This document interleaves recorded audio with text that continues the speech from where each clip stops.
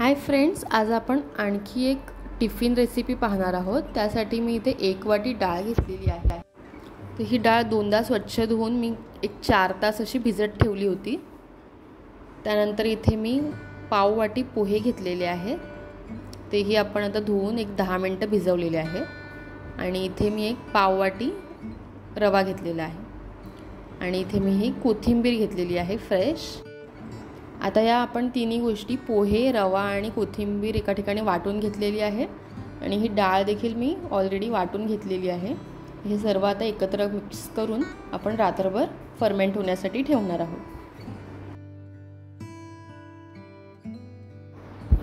आता सकाळी जेव्हा आपल्याला टिफिन बनवायचा आहे तेव्हा आपण हे फर्मेंट झालेल्या मिश्रणामध्ये आपण या भाज्या ॲड करणार आहोत। तर मी इथे गाजर, टोमॅटो, कॅप्सिकम, भोपळा आणि कॅबेज घेतलेला आहे।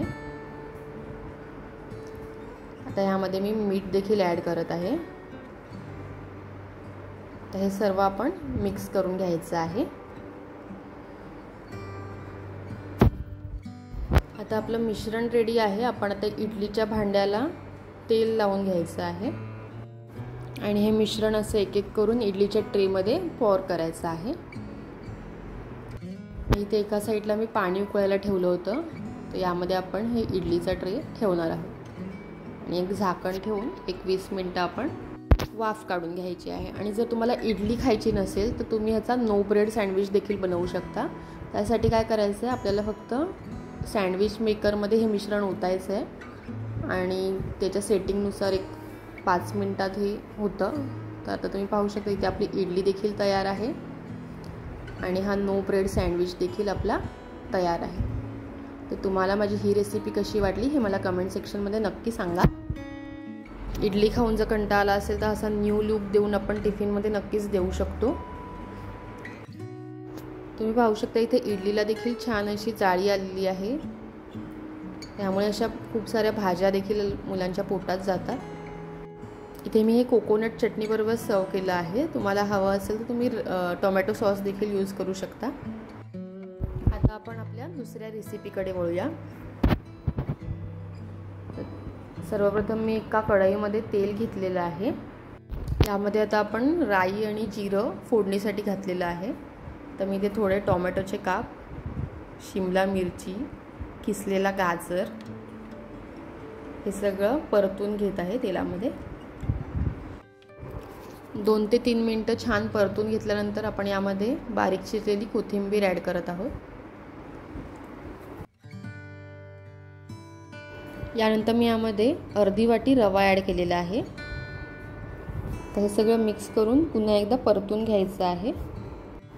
2 ते 3 मिनिटं रवा घातल्यावर आपण हे पुन्हा एकदा परतून घ्यायचं आहे आणि यामध्ये आता चवीनुसार मीठ ॲड केलेलं आहे। आता यामध्ये मी 1 वाटी पाणी ॲड करत आहे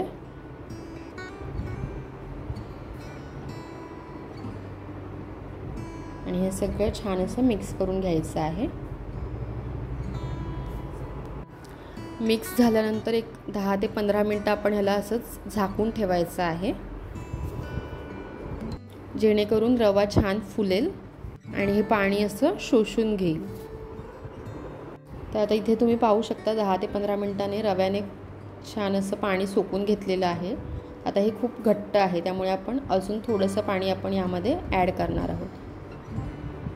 तुम्हाला हवं असेल तर तुम्ही ताक देखील यामध्ये ॲड करू शकता। इथे मी साधारण अर्धी वाटी पाणी अजून ॲड केलेलं आहे। तर हे छान आपण मिक्स करून घ्यायचं आहे। तर ह्याची पण आपल्याला इडली बनवायची आहे, तर यासाठी मी इथे पाणी उकळत ठेवलेलं आहे। तर सेम आपण इडली स्टँडला असं तेल लावून घेतलेलं आहे। आता जेव्हा आपल्याला इडली करायची असेल तेव्हा आपण यामध्ये चिमटीभर असा खायचा सोडा टाकायचा। तर हा पाण्यात टाकल्यामुळे लगेच ॲक्टिवेट होतो। हे छान जेव्हा आपल्याला इडली करायची असेल तेव्हाच सोडा टाकायचा आणि सोडा टाकल्यावर आपण लगेच इडली करून घ्यायची। आपण आता ह्याला इडलीच्या स्टँडमध्ये भरून घेऊया आणि 20 मिनिटं वाफ काढून घेऊया। इथे आपल्या इडली रेडी आहेत आणि मी या टोमॅटो सॉस बरोबर सर्व केलेले आहे। तर ही दुसरी रेसिपी कशी वाटली हे देखील मला कमेंट सेक्शनमध्ये नक्की कळवा। व्हिडिओ आवडला असेल तर लाईक करा, तुमच्या फ्रेंड्स आणि रिलेटिव्हसोबत शेअर करा आणि जर तुम्ही प्रथमच माझ्या चॅनलवर आला असाल तर सबस्क्राईब करा आणि शेजारील बेल आयकॉन देखील क्लिक करा, ज्यामुळे तुम्हाला सर्वात आधी माझे व्हिडिओज पाहता येतील. Thank you for watching.